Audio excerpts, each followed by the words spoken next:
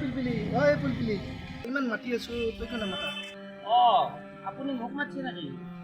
আপুনি পিলপিলিক মাতা বুলিহে ভাবি আছিলোঁ। মই মিলনপুৰত যাব লাগিছিল কিমান দিব লাগিব 200 টকা দিব লাগিব। এইখিনি মিলনপুৰতে ইমান 200 টকা কি লাগে তোৰ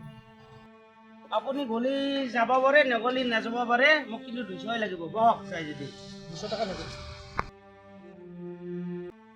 দাদা মিলনপুৰত যাব লাগিছিল কেইটকা লাগিব মিলনপুৰত যাব নেকি 20 টকা দিবা দিয়া বহা মোকতো 200 টকা ক'লি তাক 20 টকা ক'লি কিয় কম কৰিছ আপোনাৰ ব্যৱহাৰটো ভাল পোৱা নাই মই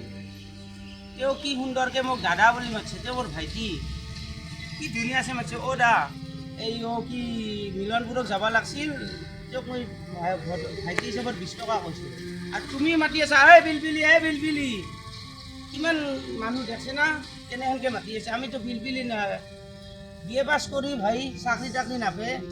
এনেকৈ পিলপিলি চলি আছোঁ সেই বুলিতো আমাক পিলপিলি বুলি কেনেহেন লাগে কোৱাচোন আৰু তেওঁ কি ধুনীয়া মাতিছে দা মিলনপুৰক যাওঁ তেওঁক 200 টকা মই দিব ইচ্ছা গৈছে কিন্তু আপুনি 200 দিব লাগিব যাই যদি বহক আৰু ভাইটি বহা তুমি বহা যাওঁ আহা